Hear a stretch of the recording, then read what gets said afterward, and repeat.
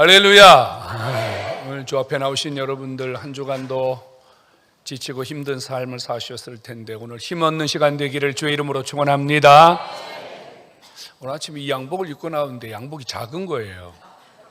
살이 찌지도 않았는데 양복이 너무 작은 거예요. 그래서 집에를 갔다 와야 되나 어쩌야 되나 고민을 하다가 그냥 올라왔어요. 좀 이상하더라도 은혜 받으시기 바랍니다. 편지 써보셨죠? 편지. 그 군대 가면요, 도착하자마자 얼마 안 되면 부모님들에게 편지 쓰라 그래요. 부모님 전상서 이러고 편지를 쓰는데, 군대 간 머슴아들이요, 어머니 아버지에게 편지를 쓰면서 눈물을 뚝뚝 흘리는 애들이 있어요. 연애 편지는 어때요? 연애 편지는 아마 내용이 달달하겠죠.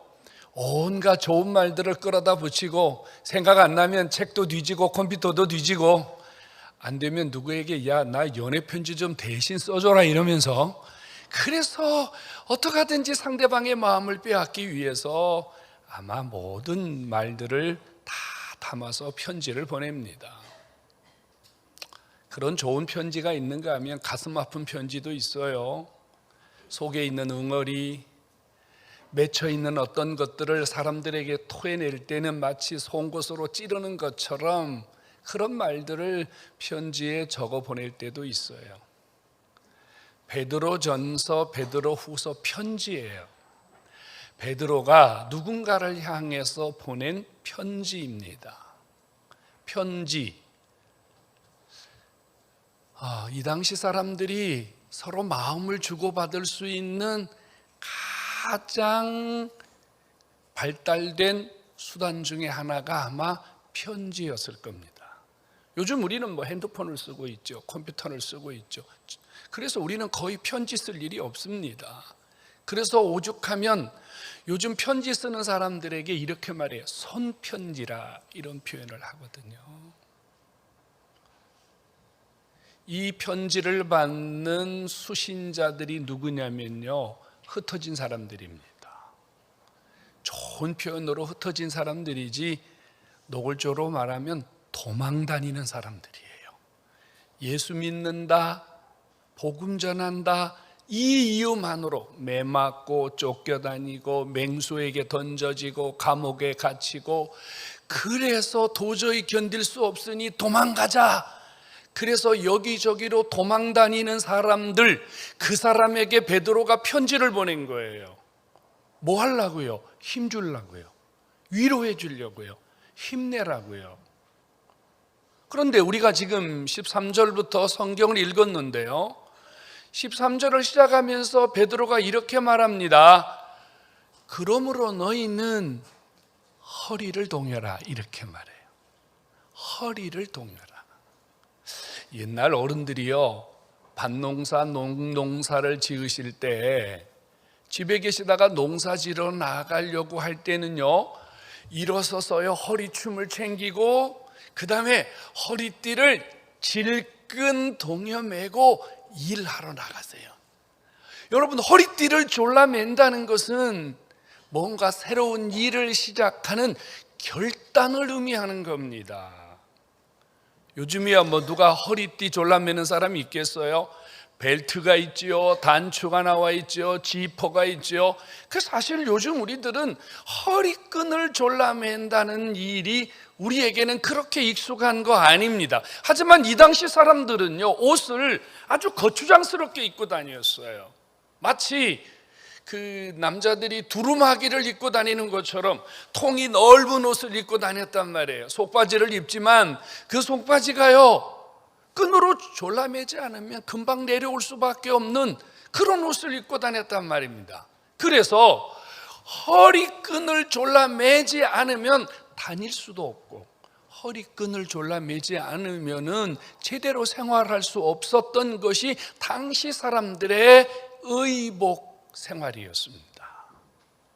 자, 편지, 격려 편지라고 했잖아요. 격려 편지라면 힘내세요, 용기를 내세요, 이제 좀 좋아질 겁니다, 뭐 이런 내용을 해야 되는 거 아닌가요? 허리를 동여매라. 그 말은 힘든 사람에게 너 무슨 일이 일어날지 몰라. 조금 있으면 무슨 사고가 터질지 몰라. 어떤 어려움이 닥칠지 몰라. 그러니까 끈 단단히 매고 준비하고 있어. 이런 의미거든요. 위로와 격려라기보다는 긴장을 주는 메시지 아닐까요? 그런데 허리를 동이라고 하는 말 앞에 한 단어가 더 붙어 있습니다. 마음의 허리를 동여라, 이렇게 말해요. 마음의 허리 어디 있는 겁니까? 여기 계신 분들 중에 마음의 허리를 알고 계신 분이 계신가요? 여러분, 우리 보통 허리 그러면 바지춤을 허리라고 해요. 그럼 마음의 허리는 어디에 있는 게 마음의 허리입니까? 우리의 마음이 무슨 모양을 가지고 있나요? 우리의 마음이 여기는 허리야, 여기는 가슴이야, 여기는 다리야. 우리의 마음에 이렇게 정확하게 지정된 이런 모습이 우리 마음에 있나요? 베드로는요, 고난받는 성도들을 향하여 마음의 허리를 동이라, 이렇게 말하고 있어요. 이 마음의 허리는 무엇을 의미하는 것일까요? 오늘 저 앞에 나오신 여러분, 이 마음의 허리를 동이는 일이 아주 중요한 일입니다. 그래서 베드로의 편지를 그 당시 사람들에게 성령께서 보내게 하셨고요, 이 베드로 전서를 또 기록하셔서 오늘 우리에게까지 주신 거예요. 오늘 저와 여러분들이 이 베드로의 메시지처럼 마음의 허리를 동이고 우리 주님이 원하시는 삶 앞으로 한 번 더 나아갈 수 있는 그런 은혜가 있기를 주의 이름으로 축원합니다. 13절을 시작하면서 이렇게 말합니다. 그러므로, 이렇게 말해요. 그러므로라고 하는 말 국어 시간에 배우셨을 거예요. 접속부사예요. 접속부사는 앞에 있는 말을 결론 지을 때, 내가 하고 싶은 말을 지금 했는데 한마디로 핵심적으로 결론을 지어서 말할 때 쓰는 접속부사입니다. 그러니까 1절로 12절 사이에서 베드로가 뭔가 이야기를 했고 결론은 이거야, 결론은 마음의 허리를 동이는 거야, 이렇게 설명한 거예요. 그럼 1절부터 11절, 12절 사이에서 베드로가 무슨 얘기를 했겠어요? 6절과 7절이 핵심인데요, 이렇게 말합니다. 너희가 여러 가지 시험을 받았다. 그리고 지금 여러 가지 시험 중에 있다. 그리고 너희가 지금 환난을 당한다, 어려움을 당한다. 그런데 그 어려움이 그냥 어려움이 아니라 쇳덩이를 녹이는 이 불 속에서 연단을 받는 것처럼 지금 너희들이 그런 연단을 받고 있다. 이런 와중에 그러므로 내가 너희에게 마음의 허리를 동이라고 말하고 싶다, 이 말입니다. 그렇다면 이 마음의 허리란 무엇을 의미하는 것일까요? 신자들이 세상을 살면서 환난도 당하고 핍박도 당하고 어려움도 당하고 고난도 당하는데 중요한 것은 어떤 상황에서라도, 어떤 환난과 고난 앞에서라도 성도는, 그리스도인은 자기의 정체성을 잃어버리면 안 된다는 말입니다. 그리스도인 된 삶을 허리를 질끈 졸라 매듯이 매 순간 나는 예수쟁이야, 나는 그리스도인이야, 나는 목사야, 나는 장로야, 나는 권사야, 나는 집사야, 이렇게 그리스도인의 모습을 잃어버리지 않도록 너 자신을 조여매라. 내가 그리스도인임을 조여매라. 우리의 정체성을 잃지 말라고 하는 하나님의 메시지인 줄로 깨닫기를 축원합니다. 우리 주님 이런 말씀하신 거 기억하십니까? 너희는 세상의 빛이고 소금인데 만일 너희가 소금의 맛을 잃어버린다면 어찌 되겠느냐?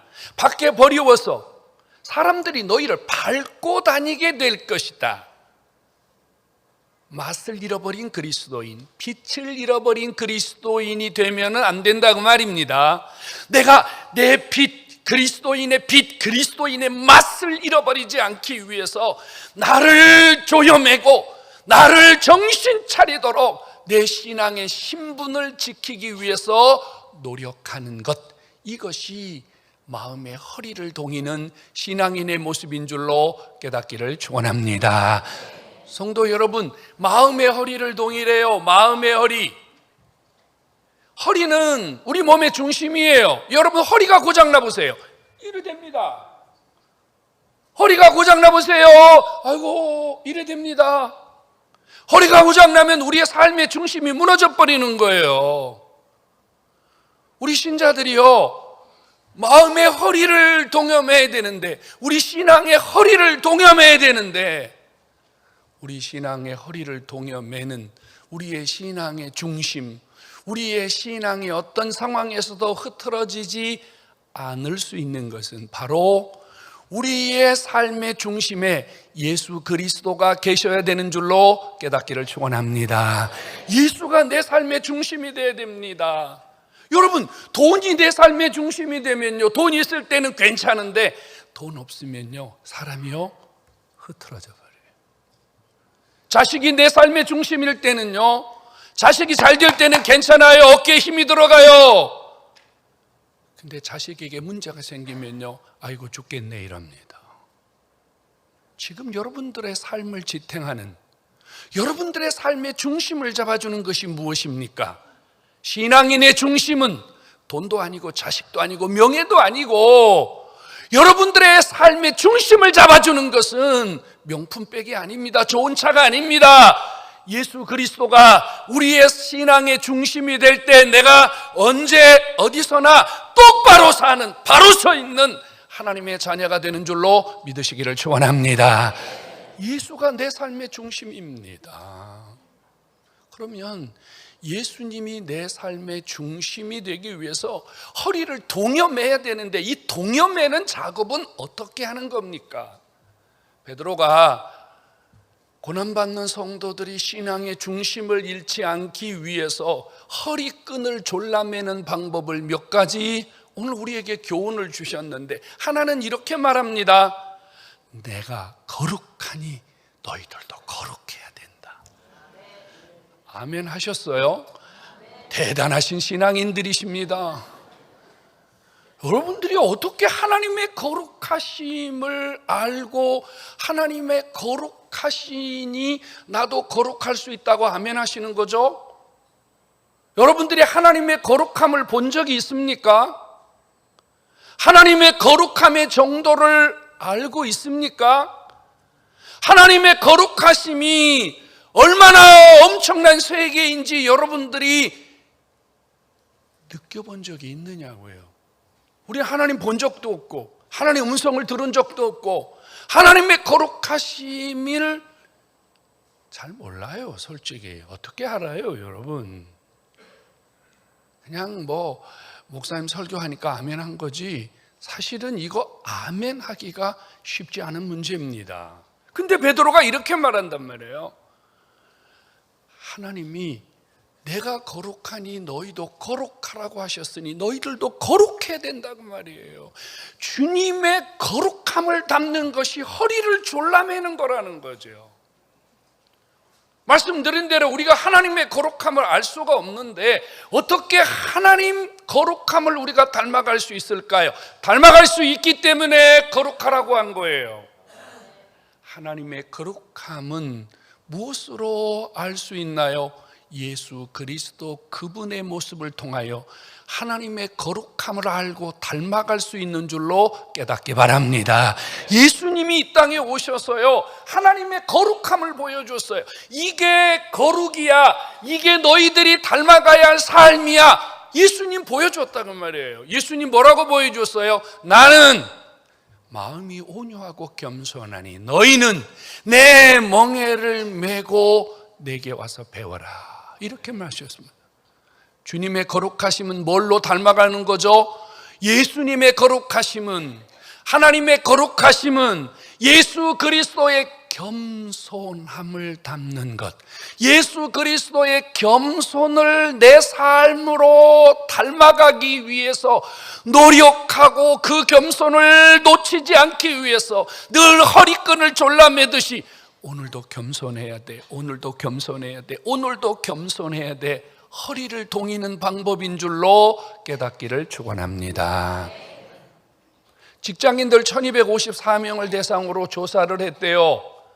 직장에서 제일 보기 싫은 사람, 직장에서 왕따 시키고 싶은 사람을 1번, 2번, 3번, 4번 이렇게 지시어를 주고요, 동글뱅이를 치라고 했더니 1등이 당첨이 됐어요. 누군 줄 아세요? 직장인들이 제일로 왕따 시키고 싶은 사람, 잘난 척하는 사람. 잘난 척하는 사람. 근데 재밌더라고요. 잘 모르는데 잘난 척하는 사람은 봐줄 수 있는데 진짜 잘났는데 잘난 척하는 건 못 봐주겠대. 무슨 말이죠? 여러분, 교만한 거는요, 하나님도 싫어하고 사람도 싫어하는 줄로 깨닫기 바랍니다. 주님의 모습을 보세요. 우리 주님은요, 겸손으로 마귀를 이겼어요. 겸손으로 죄를 이겼어요. 겸손으로 천국문을 여셨어요. 겸손으로 우리 모두를 주님의 품으로 품어주신 줄로 믿으시기 바랍니다. 겸손해야 돼요. 겸손. 우리가 주님의 거룩하심이 내게 임했다는 증거는 내가 예수님의 겸손을 닮아가고 있다는 겁니다. 또 하나 말했습니다. 너희는 나그네로 있을 때 두려워해야 된다고 말해요. 두려움이 뭐죠? 두려움은 직역하면 무서움이에요. 여기 계신 분들, 오늘 예배당 안 가면 하나님이 무서워. 예배당에 안 가면 하나님이 나에게 큰 일을 낼 것 같아. 그래서 오늘 주님 앞에 나오신 분 있나요? 여러분 신앙 잘못된 거예요. 어떤 분이 이랍니다. 운전하고 가다가요, 교통사고가 났어요. 그랬더니 이렇게 말해요. 목사님, 지난주에요, 예배당 안 갔더니 하나님이 나를 치셨나 봐요. 하나님 그렇게 치사한 분 아닙니다.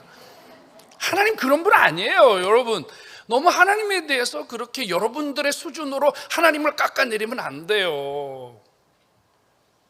우상 숭배자들은 두려워하죠.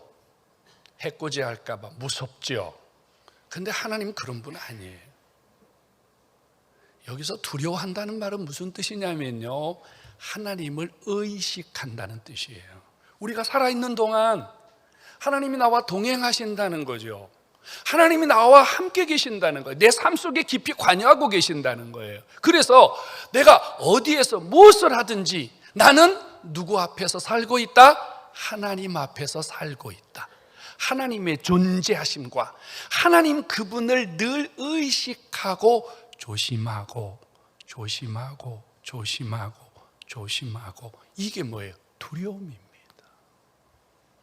주님이 지금 나와 함께 계시는데, 주님이 내 삶에 동행하고 계시는데 함부로 말하면 되겠어요? 함부로 행동하면 되겠어요? 이게 두려움이에요. 그래서 이 똑같은 두려움이라는 말을 뭘로 바꿔놨냐면요, 근신이라는 말로 바꿔놨어요.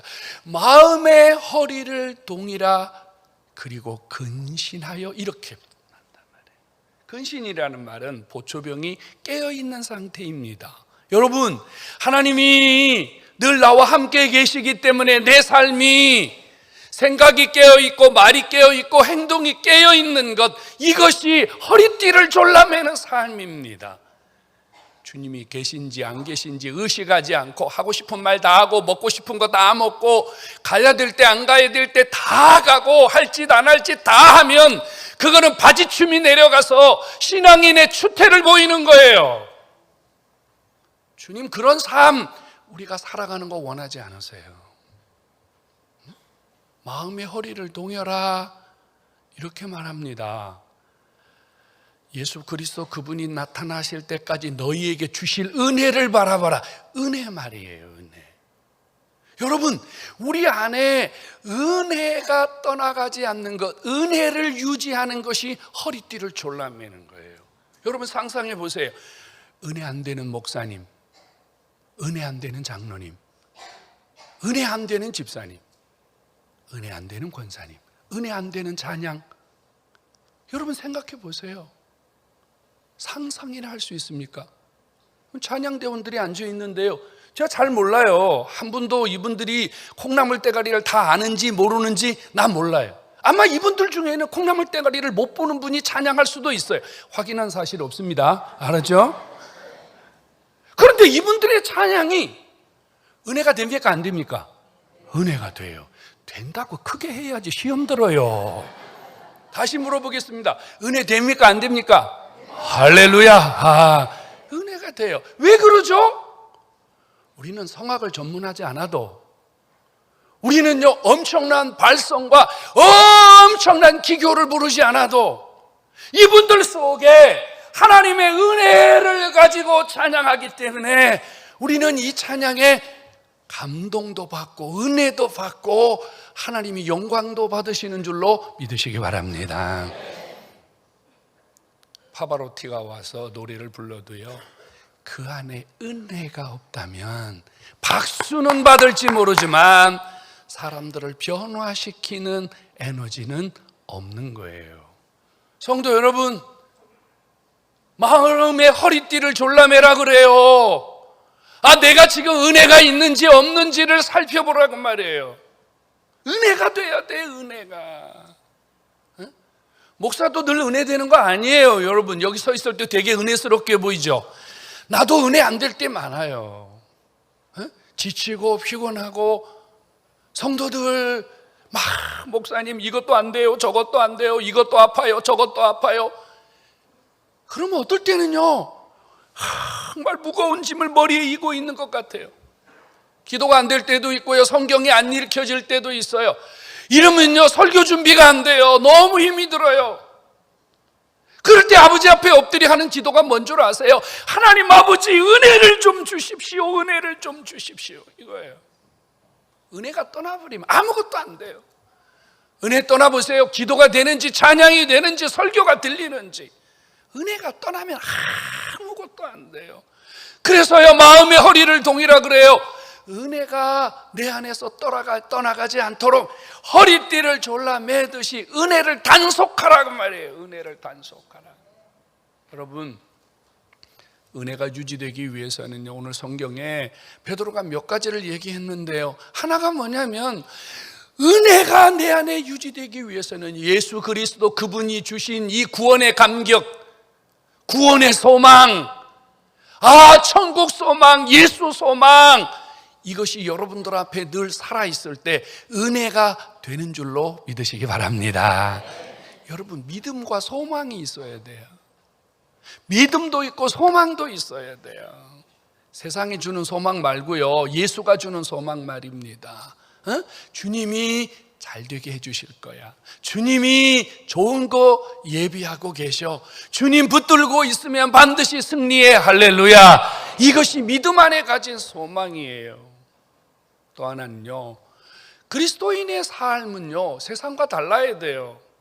군인은 군인의 삶이 있고요, 학생은 학생의 삶이 있어요, 목사는 목사의 삶이 있고요, 장로님은 장로님들의 삶이 있어요. 우리에게는요 저마다 삶의 기준이 있답니다. 원칙이라는 게 있답니다. 이게 무너져 버리면 그 사람의 정체성은 무너져 버리는 거예요. 그래서 베드로가 이렇게 말합니다. 하나님의 은혜가 유지되려면 뭐가 필요하느냐? 진리에 순종하는 삶이 필요하다. 우리의 삶의 기준이 하나님의 말씀이 기준이 될 때, 말씀대로 살아가게 될 때 은혜가 임하고 은혜가 유지되고 은혜가 더 우리 안에 임하게 되는 줄로 깨닫기 바랍니다. 여러분, 자꾸 말씀을 생각하셔야 돼요. 자꾸 하나님 말씀대로 살려고 노력하셔야 돼요. 여러분, 성경대로 살려고 노력하는 사람은 은혜가 임한다니까요. 여러분, 주일날 설교 듣고 일주일 동안 이 설교를 얼마나 묵상하세요? 얼마나 이 말씀대로 한 주간 살려고 노력하세요? 참 신기하고 놀라운 것은요, 주일날 이렇게 목사님이 열심히 설교하는데요, 오후 3부 예배 돼가지고요 물어보면 아무것도 몰라요. 나는요 신기하고 놀라워요. 어떻게 저럴 수가 있을까? 제목도 몰라. 뭐였더라? 난 아무것도 없이 설교하는데. 나는 52주 아무것도 없이 설교하는데 어떻게 여러분들은 한 주간 것도 기억을 못 하시냐고. 그래서 제가요, 예수님의 사랑이 신기하고 놀라워야 되는데 여러분들이 신기하고 놀라워요. 여러분들이 말씀대로 살려는 기준을 두지 않기 때문에, 내가 이번 주간은 이 말씀으로 살아야 되겠다는 기준이 여러분들에게 세워지지 않기 위해. 주일날 설교 듣고 여러분 연세 드신 분들은 잘 기억 못하는 게 정상이에요. 저도 옛날에는 지금보다 훨씬 더 많은 기억을 했어요. 정말요. 누가복음을 통째로 다 외우고 요한복음을 통째로 외우고 다닐 만큼 그 기억력이 좋았어요. 근데 지금은요, 옛날만큼 그렇게 좋지 않아요. 나이가 먹어서 그래요. 어쩔 수 없어요, 여러분. 그래서 방법은 하나밖에 없어요. 또 읽고 또 읽고 또 듣고 또 듣고. 할렐루야. 여러분, 은혜가 내 삶의 기준이 되기 위해서는 성경을 자꾸 읽어야 되고 하나님 말씀을 자꾸 들어야 돼요. 믿음은 들음에서 나고 그 들음에서 난 믿음이 내 삶의 기준이 되기 때문이에요. 말씀으로 한 주간 살 수 있기를 주의 이름으로 축원합니다. 그리고 이렇게 말합니다. 뜨겁게 사랑하라고요. 여러분, 고난받는 사람들에게 사랑하라는 말은 사치같이 들리는 말이죠. 지금 죽을 고생을 하는데, 쫓겨다니는데, 도망다니는데 여러분 어떻게 사랑합니까? 사랑하는 것도 힘든데 베드로는 이렇게 말해요. 피차 서로 뜨겁게 사랑해라. 이거 가능할까요? 근데 여러분, 가능하다는 거 아세요? 우리 안에 예수 그리스도의 사랑이 제대로 임하면요, 그 주님이 우리 안에 주신 그 사랑은 환경, 여건, 상황을 초월하여 예수 사랑, 예수 사랑, 예수 사랑을 드러내기 위해서 예수 사랑으로 섬기고 예수 사랑으로 나누고 예수 사랑으로 누군가에게 다가가기 위해서 우리의 마음이 뜨거워진다는 사실 말이에요. 오늘 저 앞에 나오신 여러분, 우리의 마음의 허리띠를 졸라매는 것은 여러분 안에 예수 그리스도의 사랑으로 다시 한번 충만하게 채우는 것임을 깨닫기를 축원합니다. 바울이 디모데에게 이렇게 말했어요. 말세가 되면 여러 가지 현상이 일어나는데 그 중에 하나가 뭐냐면 사람들이요, 사랑하지 않는다고 말했어요. 사랑하지 않는다. 껍데기뿐인 신자가 늘어난다는 거죠. 제가 오늘 여러분들에게 두 가지 질문하고 싶습니다. 여러분들은 그리스도인입니까? 여러분 어디에 가도 그리스도인입니까? 여러분들은 전철을 타도 그리스도인이요, 식당을 가도 그리스도인이요, 친구를 만나도 그리스도인이요, 혼자 길을 걸어가도 그리스도인입니까? 만일 여러분들이 언제 어디서나 누구 앞에서도 내가 그리스도인이라고 하는 모습을 놓치지 않고 살아간다면 여러분들은 마음에 지금 허리띠를 졸라매고 있는 사람일 겁니다.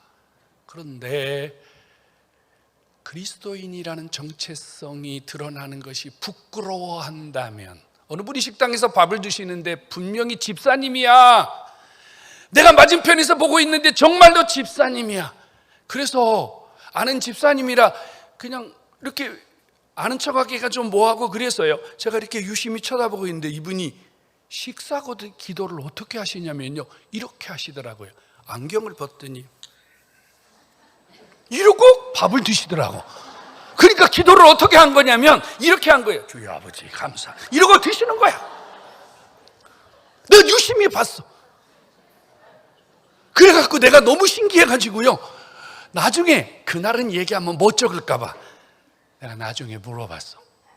근데 집사님 언젠가 식당에서 한번 봤는데 기도를 너무 멋지게 하시더라고. 그랬더니 어떻게 하세요? 그래, 식당에 앉아서 밥 한 그릇 놓고 하나님 앞에 고맙습니다, 감사합니다 기도하는 이것이 부끄럽다면 여러분들은 그리스도인입니까? 두 번째 질문하고 싶습니다. 여러분들이 그리스도인이라면 여러분들은 주변 사람들에게 어떤 영향력을 주고 있습니까? 내가 목사이니까, 내가 장로니까, 내가 군사니까 사람들이 나를 보고 어떤 영향을 받느냐 그 말이에요. 너 보니까 예수 믿어야 할 것 같다. 얼마나 선한 영향력입니까? 난 쟤 때문에 죽어도 교회 안 가. 어떤 분은 이랍디다. 내가 너 보면 예수 믿는 차라리 내 주먹을 믿는 게 낫겠다, 뭐 이런 사람도 봤어요. 여러분, 영향력이 있느냐는 말이에요. 남편이 예수를 믿는데요, 부인이 남편을 보면서 남편이 정말 신실한 그리스도인이구나. 부인이 예수를 믿어요. 남편이 교회를 안 갑니다. 근데 어느 날 이래요. 내가 당신을 보니까 교회 가야 될 것 같아. 내가 당신을 보니까 신앙이 진짜 있는 것 같아. 이게 뭐예요? 영향력입니다. 두 가지 질문에 스스로 답을 하십시오. 나는 그리스도인, 나는 크리스찬, 나는 하나님의 사람입니까? 나는 영향을 주는 그리스도인입니까? 내 주변에 어떤 영향을 주는 그리스도인입니까? 오늘 저 앞에 나오신 여러분, 우리는 이 땅을 그냥 사는 자가 아닙니다. 주님이 우리에게 요구하시는 삶은요, 허리띠를 졸라매고 이 땅을 살아가는 그리스도인이, 살아있는 그리스도인, 맛을 내고 멋을 내고 빛을 내는 산 그리스도인이 되기를 간절히 원하십니다. 엉거주춤이라는 말을 아십니까? 엉거주춤. 이거 지금 할 수도 없고 안 할 수도 없고 그런 거죠. 바지춤이 내려간, 바지가 흘러내린 채 길거리를 다니는 분을 보신 적이 있습니까? 아마 그런 분은 없을 겁니다. 만일 내 신앙의 정체성이 지금 불분명하다면 아마 여러분은 엉거주춤한 그리스도인일 수도 있고요. 만일 여러분들이 정말 나는 그리스도인인지 아닌지도 모르겠다, 이렇게 여러분 안에 결론이 나온다면 여러분은 바지가 내려간 채 길을 걸어 다니는 그런 부끄러운 그리스도인일 수도 있습니다. 오늘 저 앞에 나오신 여러분, 마음의 허리를 동이라고 합니다. 나의 신앙의 정체성, 내 신앙의 정체성을 분명히 하는 당당하고 살아있는 그리스도인들이 다 될 수 있기를 주님의 이름으로 축원합니다.